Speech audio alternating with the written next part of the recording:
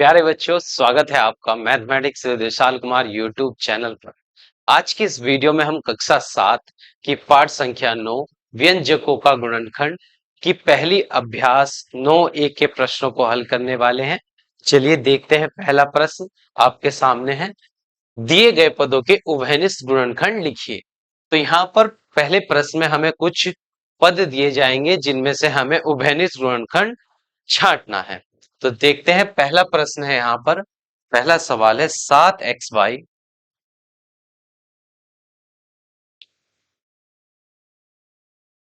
7xy 35x की घात 2 y की घात 2। तो पहले हम पहले पद को लिख लेते हैं 7xy। अब इसके हम टुकड़े करते हैं। 7xy को हम तोड़कर लिखेंगे। तो 7 एक अभाज्य संख्या होती है, इसका कोई टुकड़ा नहीं होगा। तो x 7 को हम जैसे था वैसे ही लिख देंगे। और इस पद में एक बार x आया है और एक ही बार y आया है, तो दोनों को अलग अलग गुणा का चिन्ह इनके बीच में लगाकर लिख देंगे। अब दूसरा पद 35x की घात 2 y की घात 2, इसको हम तोड़ते हैं। तो 35 को हम लिख सकते हैं 7 पंजे 35, 7 गुणा 5, क्योंकि 7 की गुणा 5 से करेंगे 35 आ जाएगा। और यहाँ पर x की घात 2 है, इसका मतलब होगा x गुणा में होगा 2 बार, x गुणा x। इस पद में y की घात भी 2 है, तो y भी होगा गुणा में 2 बार, y गुणा y। अब दोनों ही पदों में जो संख्याएं उभयनिष्ठ है उनको देखते हैं हम। यहाँ पर उभयनिष्ठ संख्याओं का जोड़ा बन रहा है। एक तो 7 दोनों ही पदों में आई है, दोनों के अभाज्य गुणनखंड में 7 का जोड़ा बना। और एक x का जोड़ा दोनों पदों में बन रहा है, एक y का जोड़ा भी दोनों पद में बन रहा है। अब लिखते हैं उभयनिष्ठ गुणनखंड। उभयनिष्ठ गुणनखंड, उभयनिष्ठ गुणनखंड। अब ये जो जोड़े बने हैं, दो दो संख्याओं के जो जोड़े यहाँ पर दोनों पद में बने हैं, उनमें से हम एक संख्या को लेंगे।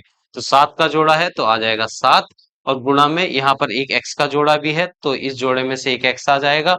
गुणा y का जोड़ा भी यहाँ पर बन रहा है, तो दूसरे जोड़े में से y आ जाएगा।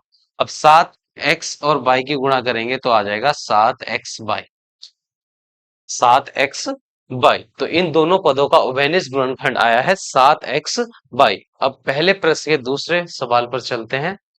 दूसरे सवाल में दिए गए हैं 4m की घात 2 एक पद है, 6m की घात 2 दूसरा पद है यहाँ पर, और 8m की घात 3 तीसरा पद है। अब तीनों ही पदों के अभाज्य गुणनखंड हम लिखते हैं। अभाज्य गुणनखंड लिखने के लिए हम, अब यहाँ पर 4 है, 4 को लिख सकते हैं 2 गुणा 2, क्योंकि 2 दूनी 4 होंगे। और m की घात 2 है यहाँ पर, तो इसलिए m होगा गुणा में 2 बार। फिर दूसरा पद है 6m की घात 2। तो 6 के अगर हम टुकड़े करते हैं तो 2 तिया 6, 2 गुणा 3 लिख सकते हैं हम 6 को। और यहाँ पर m की घात 2 है, तो m आ जाएगा गुणा में 2 बार। अब तीसरा पद है 8m की घात 3।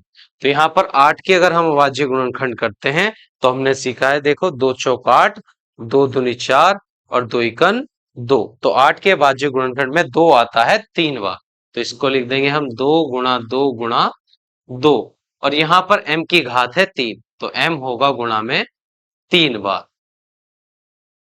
अब तीनों ही पदों में, यहाँ पर 3 पद दिए गए हैं, तीनों ही पदों में हम एक जैसी संख्याओं का जोड़ा बनाएंगे, त्रिक बनाएंगे। यहाँ पर 3 पद दिए गए हैं, तो तीनों का त्रिक बनाएंगे जो संख्या तीनों पदों में आ रही होगी। तो यहाँ पर एक 2 है जो तीनों पद में आया है, और एक m का जोड़ा भी तीनों पद में बन सकता है। m का एक त्रिक बन गया ये, और फिर दूसरे m का भी एक त्रिक बन जाएगा ये। अब लिखते हैं इनके हम उभयनिष्ठ गुणनखंड। उभयनिष्ठ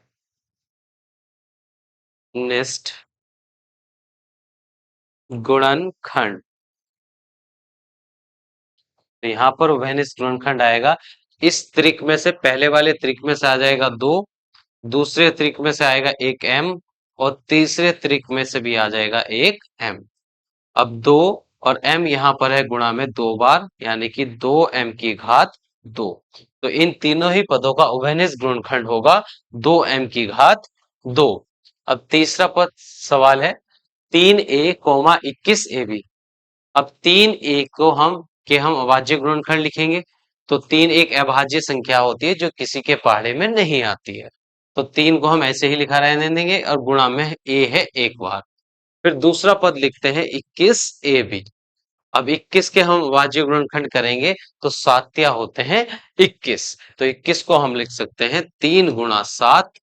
और यहाँ पर इस पद में a और b, a भी एक बार आया है और b भी एक बार आया है, तो a गुणा b। अब उभयनिष्ठ गुणनखंड, उभयनिष्ठ गुणनखंड। अब उभयनिष्ठ गुणनखंड ज्ञात करने के लिए हम दोनों पदों में उन संख्याओं को देखेंगे जो दोनों पदों में आई हुई है। तो यहाँ पर 3 का एक जोड़ा बन जाएगा और एक a का जोड़ा बन जाएगा। तो इस 3 के जोड़े में से आ जाएगा एक 3 और a के जोड़े में से आ जाएगा एक a। तो 3 की गुणा a से करेंगे तो आ जाएगा 3a। तो इन दोनों पदों का उभयनिष्ठ गुणनखंड आया है 3a। अब सवाल नंबर 2, प्रश्न संख्या 2 है यहाँ पर। व्यंजक व्यंजक 7pq plus 8qr plus 3qs। तो इस व्यंजक में 3 पद दिए गए हैं, 7pq, 8qr और एक 3qs का उभयनिष्ठ गुणनखंड होगा। अब इन तीनों ही पदों में से जो उभयनिष्ठ गुणनखंड होगा उसे हमें इन 4 विकल्प में से ढूंढकर बताना है कि कौन सा इनका उभयनिष्ठ गुणनखंड है। तो यहाँ पर अगर हम पहले पद को लिखें 7p q, अगर इसके हम टुकड़े करेंगे तो 7 एक अभाज्य संख्या है, 7 जैसा था वैसे ही आएगा। p यहाँ पर एक बार है और q भी एक बार है, तो 7 गुणा p गुणा q। दूसरा पद है यहाँ पर प्लस का 8p q। अब देखते हैं यहाँ 8 के अगर हम गुणनखंड करेंगे तो आएगा 2 गुणा 2 गुणा 2, क्योंकि 2 दूनी 4 दूनी 8 और P भी एक बार है यार, यहाँ पर Q भी एक बार है, क्यू आर। दूसरे पद में 8P 8QR है यहाँ पर।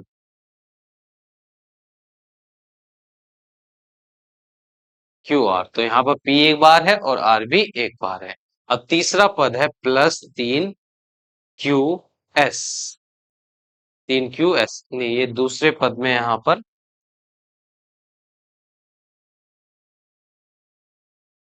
दूसरा पद है यहाँ पर 8QR। तो यहाँ पर Q भी एक बार है और R भी एक बार है। अब ये 3 एक अभाज्य संख्या है, इसका टुकड़ा नहीं होगा, तो 3 गुणा Q एक बार और S भी है एक बार। अब उस संख्या को देखते हैं जो तीनों पदों में आ रही है। तो यहाँ पर 7 का जोड़ा तीनों पद में नहीं बनेगा। एक Q है जो तीनों पद में यहाँ पर आ रहा है। Q पहले पद में भी है, दूसरे पद में भी है, तीसरे पद में भी है। तो तीनों Q का बन जाएगा एक 3। उभयनिष्ठ गुणनखंड हो जाएगा अब उभयनिष्ठ गुणनखंड, गुणनखंड। यहाँ पर उभयनिष्ठ गुणनखंड आ जाएगा, इस त्रिक में से आ जाएगा एक Q। तो विकल्प नंबर पहला जो है, पहला विकल्प है उसमें दिया गया है Q। तो इन तीनों पदों का उभयनिष्ठ गुणनखंड होगा Q, जो विकल्प नंबर 1 में है। तो विकल्प नंबर 1 हमारा इस प्रश्न का सही उत्तर होगा। अब नेक्स्ट प्रश्न पर चलते हैं। प्रश्न संख्या 3, व्यंजक P कोष्टक में है, छोटे कोष्टक में दिया हुआ है 6a minus B plus 2c और फिर छोटे कोष्टक में है 6a माइनस बी के पदों का उभयनिष्ठ गुणनखंड होगा। अब इस व्यंजक में दो पद दिए गए हैं, एक पद है b 6a माइनस बी और दूसरा पद है यहाँ पर 2c 6a माइनस बी। इन दोनों पदों में हमें उभयनिष्ठ गुणनखंड बताना है कि कौन सा इनका उभयनिष्ठ गुणनखंड होगा। तो इस पद को हम लिख सकते हैं b गुणा 6a माइनस बी और दूसरे पद में है 2c, तो इसको हम लिख सकते हैं 2 गुणा c गुणा और ये कोष्टक 6a माइनस बी। अब देखते हैं कौन सा पद दोनों पदों के में उभयनिष्ठ है। तो यहाँ पर बी का जोड़ा नहीं बन रहा, सी का भी नहीं, दो का भी नहीं, पर ये कोष्टक दोनों ही पदों में है, यानी कि उभयनिष्ठ गुणनखंड हो जाएगा इस जोड़े में से 6 ए माइनस बी। तो हम इसको लिख लेते हैं यहाँ पर उभयनिष्ठ गुणनखंड, उभयनिष्ठ गुणनखंड। तो उभयनिष्ठ गुणनखंड, इन दोनों में से कौन सा पद कॉमन है जो दोनों पदों के गुणनखंड में आया है? 6a minus B. तो ये होगा इस प्रश्न का सही उत्तर। तो देखते हैं विकल्प नंबर 3 में दिया हुआ है 6a माइनस बी, तो विकल्प नंबर 3 इस प्रश्न का सही उत्तर है। अब प्रश्न संख्या 4 पर चलते हैं। प्रश्न संख्या 4 में है निम्नलिखित के गुणनखंड कीजिए। तो प्रश्न संख्या 4 में जो भी हमें व्यंजक दिए जाएंगे उनके हमें गुणनखंड करने हैं। तो चलिए सीखते हैं कि गुणनखंड हम किस प्रकार करते हैं। तो पहले सवाल में है 5x की घात 2 माइनस 25x वाई। अब 5 जो है एक अभाज्य संख्या है, इसके हम अभाज्य गुणनखंड नहीं कर पाएंगे क्योंकि 5 केवल 5 से ही विभाजित होगा। तो 5 और गुणा इस 5x की घात 2 को हम लिख सकते हैं 5 गुणा x की घात 2 है, यानी कि x होगा यहाँ पर गुणा में 2 बार, फिर माइनस का चिन्ह है। और 25 को हम लिख सकते हैं 5 गुणा 5, क्योंकि 5 पंजे 25 होते हैं। और x और y है यहाँ पर एक बार, तो x गुणा y। अब इन दोनों ही पदों में हम देखते हैं कौन कौन सी संख्याएं कॉमन आ रही है। तो एक 5 यहाँ पर भी है, एक 5 यहाँ पर भी है। उसके बाद एक x दोनों पदों में है और y का जोड़ा नहीं बन रहा। तो एक 5 है दोनों पदों में और एक x है जो दोनों पदों में के गुण अभाज्य गुणनखंड में उभयनिष्ठ आ रहे हैं। तो 5 और x को हम निकाल लेंगे कॉमन। तो बचेगा पहले पद में से 5x बाहर 5 भी बाहर आ गया और एक x भी, तो एक x बचा, फिर माइनस। दूसरे पद में यहाँ पर 2 बार 5 था, तो एक 5 तो हमने बाहर उभयनिष्ठ निकाला हुआ है, तो एक बचेगा एक 5, x भी बाहर आ गया है, बचेगा y। तो यहाँ पर आ गया है 5x कोष्टक में x माइनस 5y। तो ये हो जाएगा इस प्रश्न का गुणनखंड। अब सवाल नंबर 2 पर चलते हैं। 9x की घात 2 माइनस 6ax। अब ये इसमें दो पद दिए गए हैं इस व्यंजक में, तो 9 को हम लिख सकते हैं 3 गुणा 3, क्योंकि 3 तिया 9 होते हैं, और x की घात 2 है तो गुणा में x भी आ जाएगा 2 बार। उसके बाद माइनस का चिन्ह, और 6 के अभाज्य गुणनखंड करेंगे तो 3 दूनी होते हैं 6, 2 तिया 6, और a भी एक बार है इस सवाल में और x भी एक बार है। अब इन दोनों ही पदों में हम देखते हैं कौन कौन सी संख्या उभयनिष्ठ है, यानी कि कौन कौन सी संख्या दोनों पदों में आ रही है। तो एक तो 3 का जोड़ा बन जाएगा 3 के साथ, और फिर एक x का जोड़ा बन जाएगा x के साथ। और कोई सी संख्या नहीं है जो दोनों पदों में आ रही हो। तो एक 3 और एक x, तो उभयनिष्ठ निकल जाएगा 3 और x। तो पहले पद में से जब हम 3 और x कॉमन निकाल देंगे, उभयनिष्ठ निकाल देंगे, तो बचेगा एक 3 और एक x, यानी कि 3x। और दूसरे पद में से 3 और x कॉमन निकालने के बाद बचेगा 2 और a, तो 2a। तो उभयनिष्ठ गुणनखंड आ जाएंगे 3x और कोष्टक में 3x माइनस 2a। ये हो जाएगा इस प्रश्न का गुणनखंड। प्रश्न संख्या 4 के तीसरे सवाल को देखते हैं। तीसरा सवाल है यहाँ पर 36a की घात 2b माइनस 60a की घात 2bc। अब यहाँ इस व्यंजक में भी दो पद दिए गए हैं जिनके गुणनखंड करने हैं।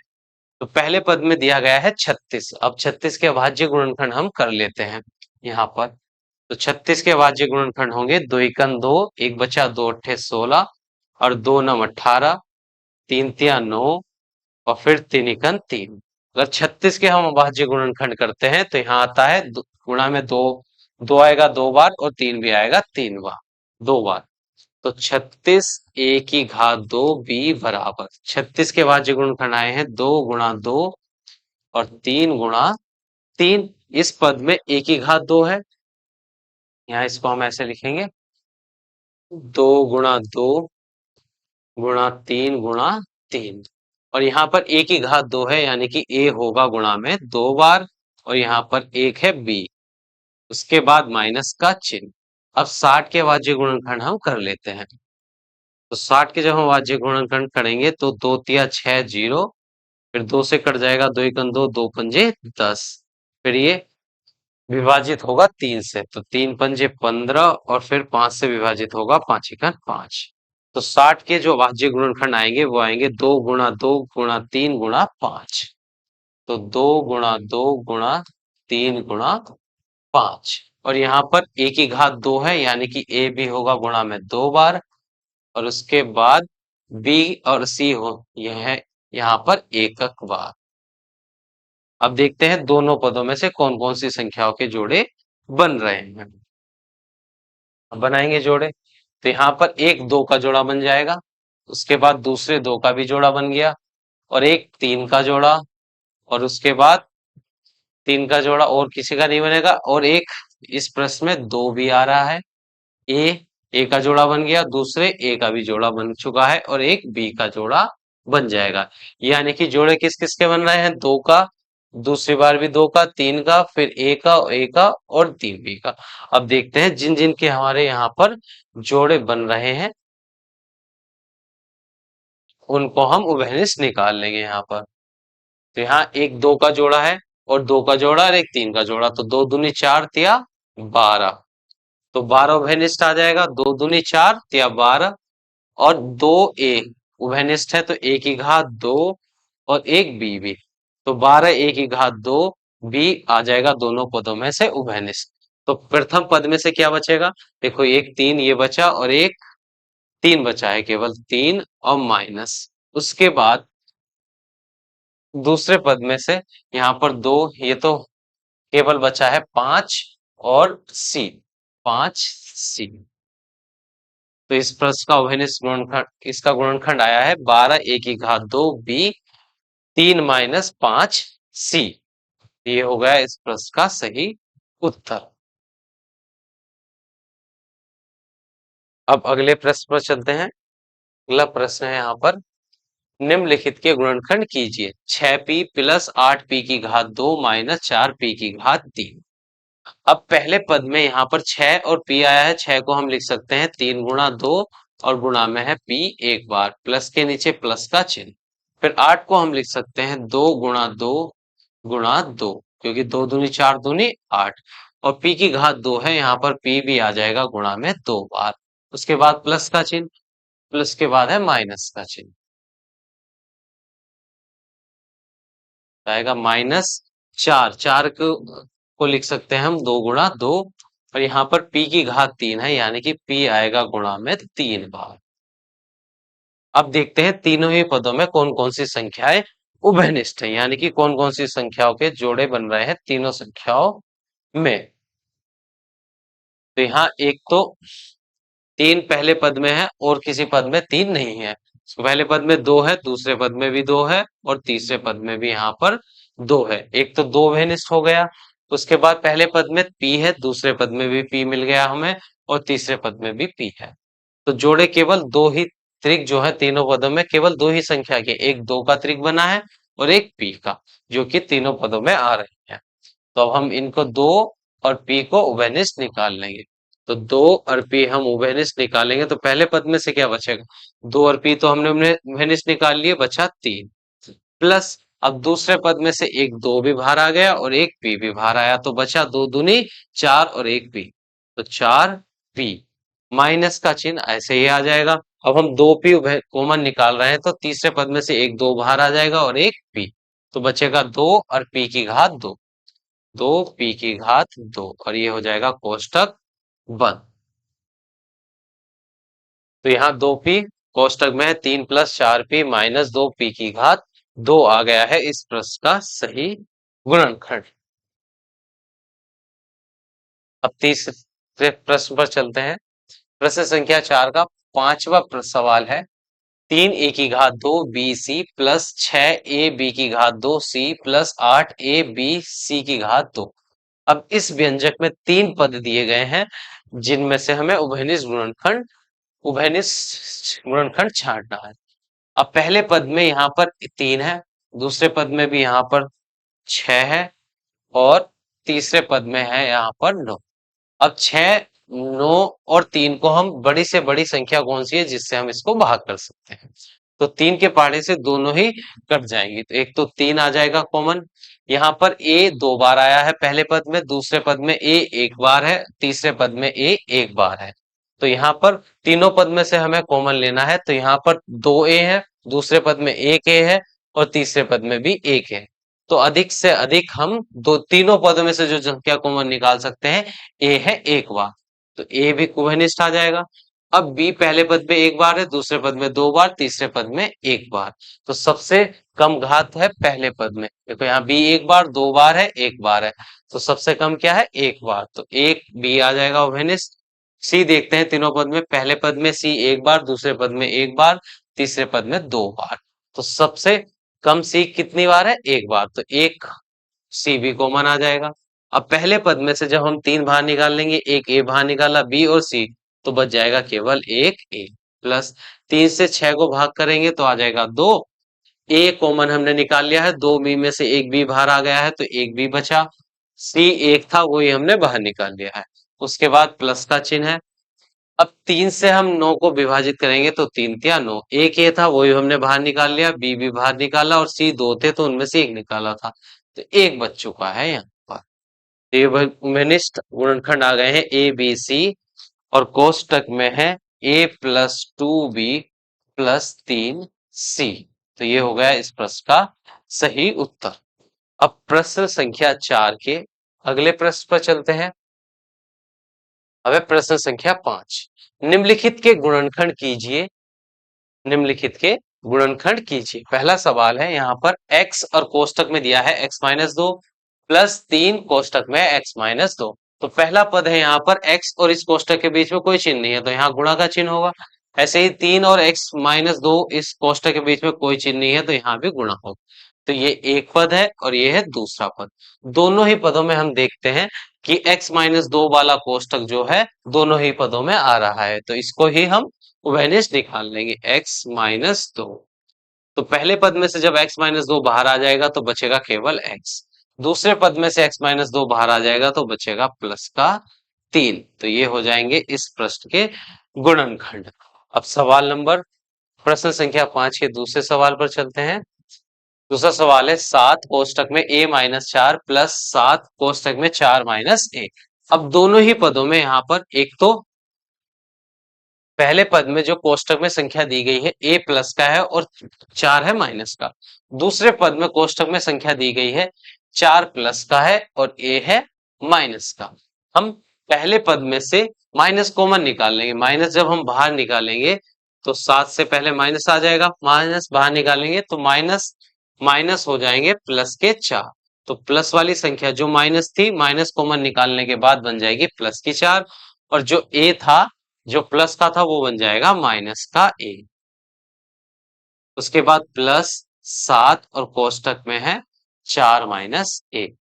अब यहाँ पर दो पद हैं, एक पद है माइनस का 7 कोष्टक में 4 माइनस a, और दूसरा पद है प्लस 7 4 माइनस a। दोनों ही पदों में 4 माइनस a 4 माइनस a और 7 उभयनिष्ठ है, तो इनको हम कॉमन निकाल लेंगे, प्लस का 7 और 4 माइनस a। तो फिर पहले कोष्टक में से जब 7 और 4 माइनस ये हमने बाहर निकाल लिया है तो एक ही बार तो भाग हुई होगी तो बचेगा माइनस का 1, प्लस दूसरे कोष्टक में से भी 7 4 माइनस ये हमने वैल्यूज निकाला है तो यहाँ भी बच जाएगा a, क्योंकि जब 7 4 माइनस ए को 7 4 माइनस ए से किसी संख्या को उसी संख्या से भाग करने पर एक बचता है, तो यहाँ पर प्लस और माइनस होते हैं माइनस, तो बाहर है 7 4 माइनस 1 प्लस माइनस माइनस, तो एक में से एक घटेगा तो आ जाएगा 0। अब 0 की गुणा किसी से भी कर ले हम तो उत्तर आता है 0, तो यहाँ इस प्रश्न का उत्तर आ जाएगा 0। सवाल नंबर 3, यहाँ पर है 2y कोष्टक में y प्लस 5 माइनस 3 और कोष्टक में है y प्लस 5। इस व्यंजक में दो पद दिए गए हैं, एक 2y y plus 5, 3y plus 5। दोनों ही पदों में y प्लस 5 उभयनिष्ठ है तो इसको हम कॉमन निकाल लेंगे y प्लस 5। तो पहले पद में से जब हम y प्लस 5 बाहर निकालेंगे तो बचेगा 2y, दूसरे पद में से y प्लस 5 वाला कोष्टक बाहर निकालेंगे तो बचेगा माइनस 3। ये हो गया इस प्रश्न का सही उत्तर। तो अब सवाल नंबर 4, d माइनस 7 की घात 2 प्लस 7 d माइनस 7 की घात, यहाँ पर कुछ नहीं है तो यानी कि यहाँ पर घात होगी 1। अब दोनों ही पदों में d माइनस 7 यहाँ पर 2 बार है, d माइनस 7 यहाँ पर एक बार है, तो उभयनिष्ठ निकाल लेंगे हम। सबसे कम घात जितनी है d-7 की सबसे कम घात है 1, तो d-7 को हम उभयनिष्ठ निकालेंगे। तो पहले पद में से यहाँ पर d-7 की घात 2 थी, यानी कि d-7 गुणा में 2 बार था, तो एक हमने बाहर निकाल लिया है, तो एक बचेगा d-7। उसके बाद प्लस का चिन्ह, दूसरे पद में से एक ही d-7 था, वो हमने बाहर निकाला है, तो बचेगा प्लस का 7। अब इसको थोड़ा हम हल कर लेते हैं, तो d-7 और ये आ गया प्लस का 7, तो -7 से प्लस के 7 कट जाएंगे, तो केवल बचेगा d। तो d पहले लिख लेंगे और d-7 ये हो जाएंगे इस व्यंजक के गुणनखंड। अब अगले प्रश्न पर चलते हैं। प्रश्न संख्या 5, a कोष्टक में है a-5 प्लस 9 और कोष्टक में है a-5। दोनों ही पदों में तो दोनों पद, पहले पद में है a-5, दूसरे पद में है 5 माइनस a। अब दोनों ही पदों में से हम कुछ हमें उभयनिष्ठ निकालना था। अगर यहाँ से हम माइनस का चिन्ह कॉमन निकालें, क्योंकि दूसरे कोष्टक में +5 है, पहले कोष्टक में माइनस का 5 है, अलग अलग चिन्ह हो रहे हैं, तो पहले कोष्टक में से हम माइनस बाहर निकाल लेंगे, तो a जैसा था वैसे लिखेंगे। जब इस कोष्टक में से जब हम a माइनस बाहर उभयनिष्ठ निकालेंगे, तो प्लस की माइनस की संख्या बन जाएगी प्लस की संख्या, और प्लस का a हो जाएगा -a। उसके बाद लिखेंगे +9 और कोष्टक 5 माइनस a। अब दोनों ही कोष्टकों में 5 माइनस a उभयनिष्ठ है, दोनों ही पदों में, तो हम निकाल देंगे 5 माइनस a उभयनिष्ठ, और पहले बच जाएगा माइनस का 9 पहले पद में से, अब दूसरे पद में से प्लस का 9। इसको हम सही करके लिख लेते हैं, 5 माइनस a, और प्लस की संख्या पहले लिखेंगे, माइनस संख्या बाद, तो 9 माइनस a हो जाएगा इस सवाल का गुणनखंड। अब प्रश्न संख्या 6, यहाँ पर है z-2 की घात 2 और 3 z-2। तो यहाँ पर एक कोष्टक है z-2, जो दोनों ही पदों में आ रहा है। पहले पद में इसकी घात 2 है, यानी कि 2 बार है, और दूसरे पद में इसकी घात कुछ नहीं है, यानी कि 1 बार है। अब इन दोनों ही पदों में से z-2 हम निकाल लेंगे बाहर, एक घात बाहर निकाल लेंगे, तो पहले पद में 2 घात थी, तो एक बच जाएगा z-2। उसके बाद माइनस का चिन्ह जैसे था वैसे उतार लेंगे, और यहाँ पर z-2 हमने उभयनिष्ठ निकाल लिया है, तो बचा है दूसरे पद में 3, वो भी माइनस का। तो z-2 और z माइनस माइनस होते हैं प्लस, तो -2 में माइनस के 3 जोड़ेंगे तो आ जाएगा माइनस के 5, तो z-5 ये हो गया इस सवाल का गुणनखंड। अब प्रश्न संख्या 7, 17a + 3 और 17 3 माइनस a। अब दोनों पदों में एक ब्रैकेट उभयनिष्ठ है, बस यहाँ पर दोनों ही पदों में 17, यहाँ पर प्लस का a प्लस का 3, यहाँ प्लस का 3 है -a, तो यहाँ पर चिन्ह भी नहीं बदल रहा है, इधर प्लस का a था उधर माइनस है, यहाँ +3 है तो उधर भी +3 ही है, तो दोनों ही संख्या के कोष्टक में चिन्ह विपरीत नहीं है। दोनों ही पदों में 17 17 दोनों ही पदों में उभयनिष्ठ आ रहा है, तो हम 17 को उभयनिष्ठ निकाल लेंगे। तो पहले पद में बचेगा a + 3, और दूसरे पद में बचेगा बीच में प्लस का 3 प्लस, और दूसरे पद में बचेगा 3 माइनस a। तो माइनस के a से कट जाएगा, प्लस के a से कट जाएगा -a, और 17 गुणा 3 और 3 जुड़कर हो जाएंगे 6, तो कोष्टक में आएगा 6। 17 की गुणा कर देंगे हम 6 से, तो 7 6 42 का 2, 4 6 6 और 4 10, यानी कि 102 आ जाएगा इसका गुणनखंड। अब अगले सवाल पर चलते हैं हम। तो यहाँ पर हमारी प्रश्न, यहाँ पर अभ्यास 9a समाप्त होती है। मिलते हैं अगली वीडियो में, जिसमें हम अभ्यास 9b के प्रश्नों को हल करेंगे।